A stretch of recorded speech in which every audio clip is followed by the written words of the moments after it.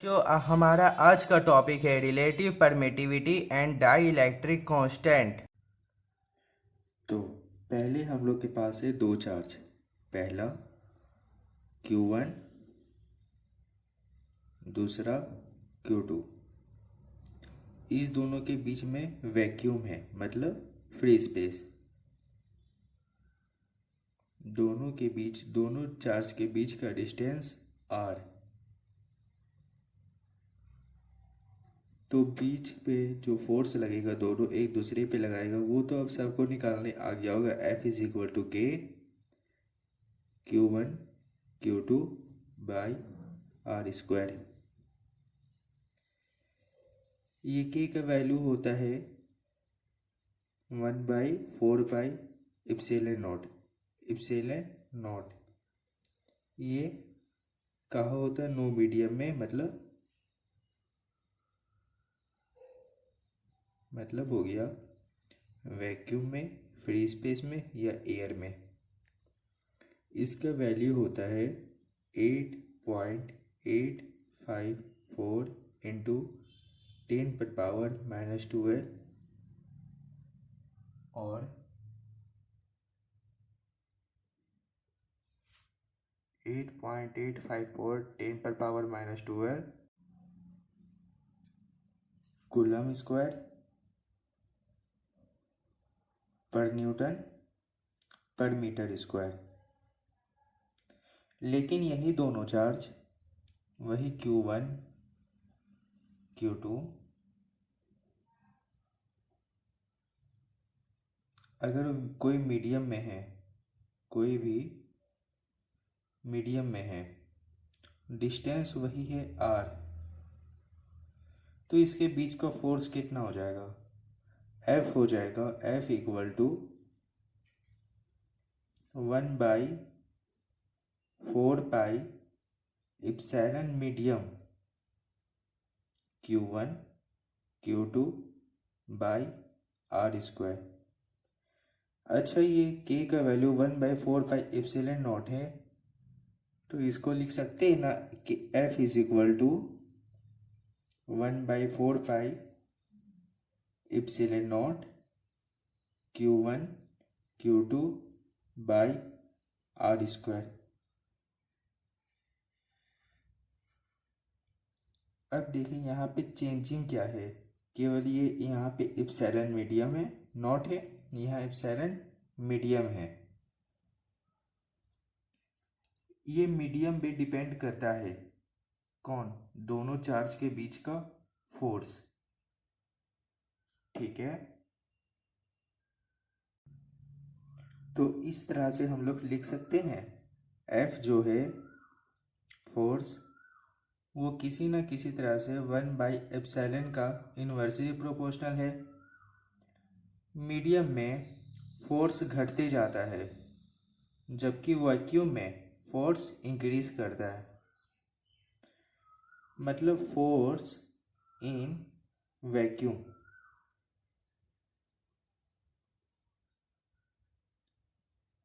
में सबसे ज़्यादा होता है, सबसे ज़्यादा होता है।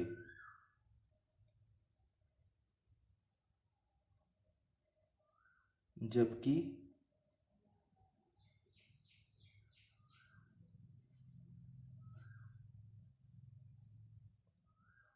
परमिटिविटी ऑफ वैक्यूम, ये एप्सिलॉन नॉट को परमिटिविटी भी कहते हैं ऑफ वैक्यूम का, क्योंकि यहाँ पे नॉट है, नो मीडियम। यहाँ पे मीडियम है तो इसको कहेंगे परमिटिविटी ऑफ मीडियम। परमिटिविटी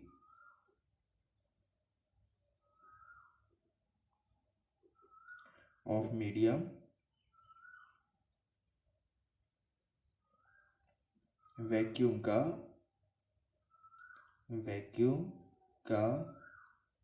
सबसे कम होता है। इसको एक चार्ट से समझते हैं। ठीक है, तो चार्ट बनाते हैं। तो ये है हम लोग का चार्ट।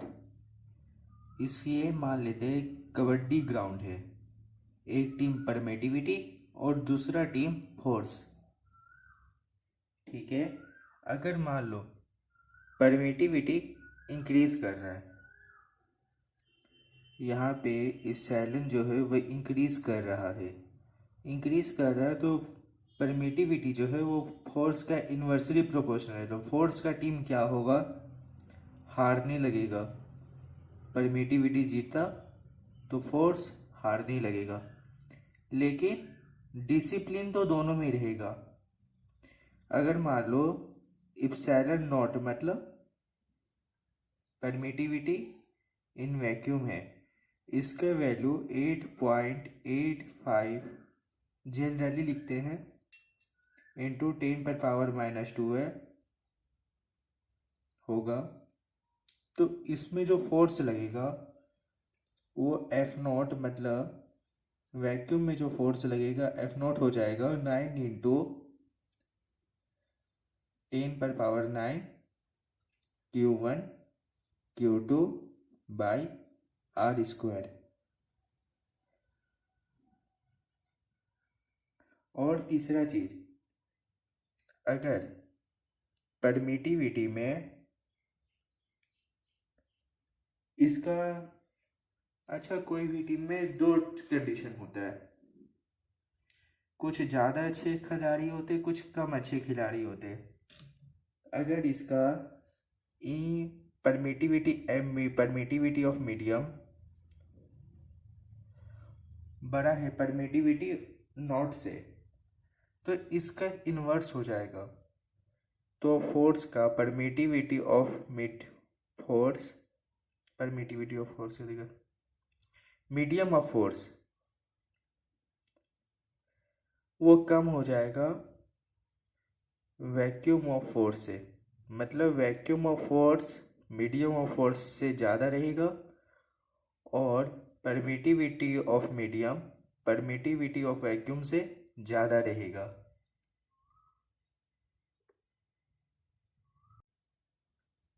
मतलब मान लो ये एप्सिलॉन मीडियम नॉट है, ये पुराने खिलाड़ी हो गए, और ये F0 है, ये भी पुराने खिलाड़ी। परमिटिविटी में पुराने खिलाड़ी कमज़ोर है किसके मुकाबले, नए खिलाड़ी के मुकाबले, जबकि फोर्स में नए पुराने खिलाड़ी मजबूत है किसके मुकाबले, नए खिलाड़ी के मुकाबले। अच्छा कोई भी टीम जीता, दोनों में से कोई भी जीता मान लो, तो कुछ तो क्या कहते हैं, दिमाग लगाया होगा, टेक्निक होगा जीतने का। तो परमिटिविटी में होता है इप्सिलॉन R, इसका है ना नो मीडियम होता है, नो यूनिट होता है, मीडियम कहते हैं, नो यूनिट होता है। ये क्या होता है, एक नंबर होता है, अ नंबर। इप्सिलॉन R होता है इक्वल टू के किसके equal to, epsilon medium by epsilon naught. तो हम लोग को कोई भी मीडियम का परमिटिविटी निकालने के लिए बोलता है, तो हम लोग क्या कहते हैं, इप्सिलॉन नॉट को मतलब परमिटिविटी ऑफ वैक्यूम को एक नंबर से मल्टीप्लाई करते। अधिकतर मीडियम है ना वैक्यूम का परमिटिविटी के ही मल्टीप्लिकेशन में ही होता है, वैसे ही फोर्स जो होता है वो होता है Fm, force of medium equal to force naught by के। अच्छा ये जो है इप्सिलॉन R, इसी को कहते हैं रिलेटिव परमिटिविटी। Relative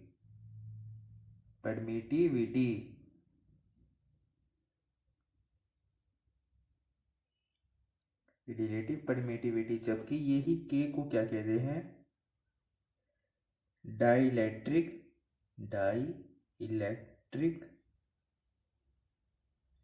constant.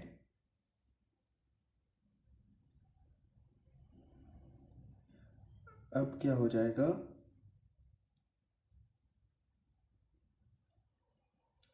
मतलब एफ नॉट जो होता है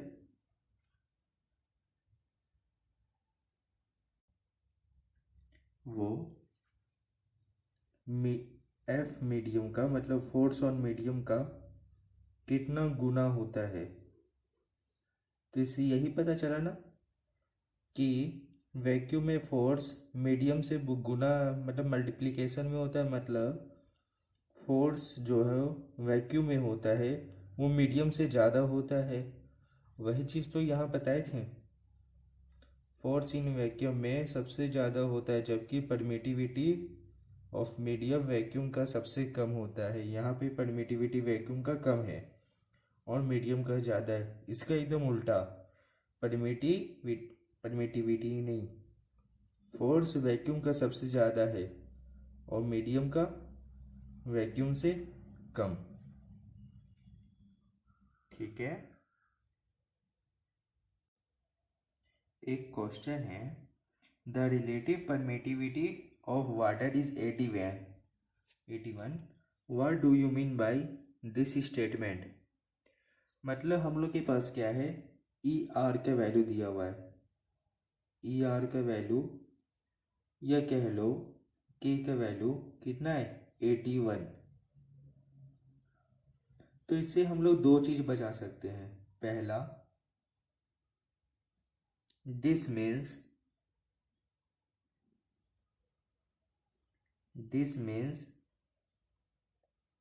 द क्या, permittivity of water, permittivity of water is 81 times,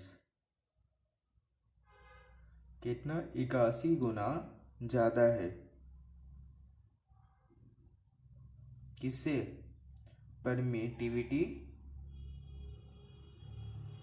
permittivity of vacuum से। कैसे ज़्यादा है, इस फॉर्मूला में मीडियम की जगह वाटर रख दो तो epsilon W equal to epsilon naught into 81। और दूसरा है, this means the force on water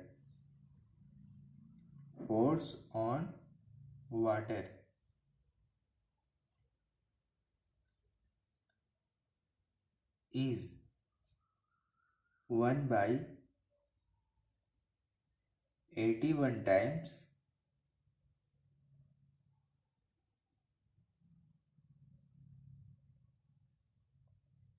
of force on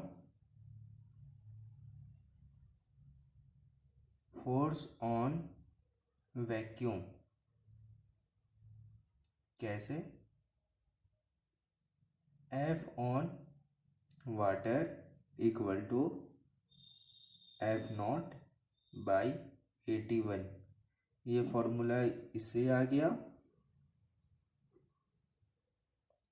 और ये हो गया। इसको भी ब्रैकेट के अंदर कर ही देते हैं।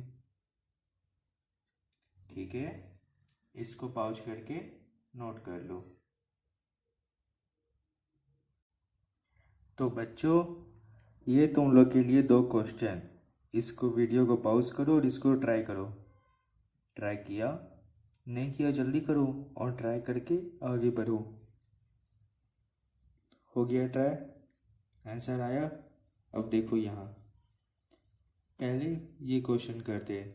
इसमें चार्ज है, क्वेश्चन है, two insulated charge copper spheres A and B have their center separated by a distance 50 centimeter. Centimetre है, इसको मीटर में चेंज करते। R equal to 50 cm equal to 5 into 10⁻⁻1 metre. Q1 Q2 equal है, Q1 equal to Q2 equal to 6.5 into 10⁻⁻7 coulomb. F निकल जाएगा, F equal to K Q1 Q2 by R² equal to 9 into 10⁻⁹ into 6.5 into 10⁻⁻7 into 6.5 into 10⁻⁻7 by 5 into 10⁻⁻1 का whole square. इसको solve करने के बाद answer आएगा 1.521 into 10⁻⁻2 Newton. Force निकला कहाँ पे? वैक्यूम में। लेकिन हम लोग को निकालना क्या है? What will be the force between them when they are immersed in a oil drop of dielectric constant 2? मतलब डाइइलेक्ट्रिक कांस्टेंट दिया हुआ है 2, तो फोर्स क्या होगा? हम लोग के पास फॉर्मूला है Fm equal to F0 by K। अब फोर्स ऑन मीडियम, कौन सा मीडियम? ऑयल में। तो फोर्स ऑन वैक्यूम क्या दिया हुआ? 1.521 इंटू 10⁻⁻2 बाई डाइइलेक्ट्रिक कांस्टेंट 2। 2 से इसको काटो, 0.7605। तो फोर्स ऑन मीडियम क्या हो जाएगा? इसको ठीक से समराइज कर देते हैं। तो 7.605 इंटू 10⁻⁻3 न्यूटन। अब जिन बच्चों का ये हो गया था वो इन्हें ट्राई कर लिया। ट्राई करो इसको, जल्दी ट्राई कर लिया, जल्दी से ट्राई करो सब कोई। चलो अब यहाँ देखो, हम लोग के पास एक क्या है लटका, 2 चार्ज है Q1 Q2, दोनों की स्ट्रिंग से लटका हुआ है। यह एंगल 30 डिग्री बनाता है।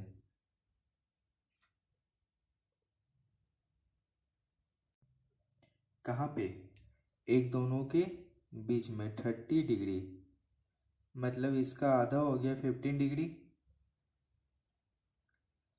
अब यहाँ तो एक फोर्स टेंशन इसको खींच रहा होगा इधर 30 डिग्री। यहाँ पे एक और लाइन ड्रॉ करती इमेजिनरी। अब ये क्या, इसके पैरेलल, नॉर्मल के पैरेलल एक लाइन खींचे तो यहाँ कितना बनेगा? 15 डिग्री। 15 डिग्री बना तो यहाँ कौन सा फोर्स लगेगा? यहाँ फोर्स लगेगा T cos 15 डिग्री। क्यों? क्योंकि टेंशन के साथ ये फोर्स लगा, मतलब एंगल के बगल वाला जो फोर्स लगता है वहाँ पे कॉस देते हैं। वैसे यहाँ एक फोर्स लगेगा T sin 15 डिग्री। ये एक नीचे फोर्स लगाएगा, कौन सा फोर्स? mg लगाएगा। और ये दोनों फोर्स एक दूसरे को धकेलेगा, आइडेंटिकल इसलिए। तो एक इसको इधर धकेला, किस फोर्स से, के Q1 Q2 by are square से। अब इसको समराइज करके लिख सकते हैं, मतलब टी साइन 15 डिग्री जो है वो इसके बराबर हो जाएगा। तो लिखते हैं पहला T sine 15 degree equal to force naught. अच्छा, ये तो जो है ये तो अभी वैक्यूम है ना, तो यहाँ पे इसको एफ नॉट भी कह सकते, और टी कॉस 15 डिग्री ये क्या हो जाएगा, एम जी के बराबर, एम जी। अच्छा, एम जी को क्या लिख सकते हैं,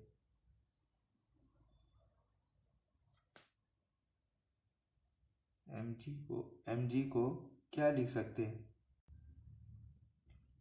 एम जी को लिख सकते हैं density of vacuum multiply by volume of vacuum into g. जैसे डेंसिटी हो गया मास बाय वॉल्यूम, और ये वॉल्यूम, वॉल्यूम और वॉल्यूम दो कट जाएगा, बचेगा मास और जी, यही आ गया। तो इसको हटा के हम लोग लिख देते हैं density of vacuum into volume of vacuum into g. अब एक दूसरे से इसको डिवाइड कराते हैं, इसको 1 इसको 2। अब 1 डिवाइडेड बाय 2 तो क्या हो जाएगा, sine by cos 10-15 equal to F naught by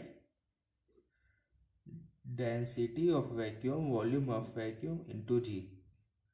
अब सेकेंड क्या है से, when suspended in a liquid of density 800 kg per metre cube. अच्छा, वैक्यूम में डेंसिटी माने थे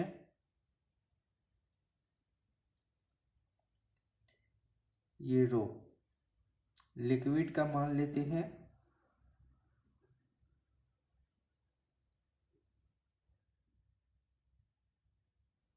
ये, ठीक है। अब क्या है, लिक्विड में है, the angles remains the same, मतलब एंगल नहीं हिला है। तो वही चार्ज फिर से Q1 Q2 दोनों स्ट्रिंग से लटका है, टेंशन लग रहा है ऊपर की ओर, यहाँ पे T कॉस, अच्छा यहाँ एंगल दे देते हैं, यहाँ पे फिर से 30 डिग्री और यहाँ 15 डिग्री। तो T कॉस 15 डिग्री प्लस ये U क्या है, अगर यहाँ पे मान लो लिक्विड है तो एक बायोंसी लगाएगा, एक अपवर्ड फोर्स लगाता है लिक्विड। तो इसको मान लीजिए U है, ये किसके बराबर है, mg के बराबर है, mg। और इधर भी वैसा ही लगेगा T साइन 15 डिग्री, और इधर लगेगा क्या, फोर्स ऑन लिक्विड।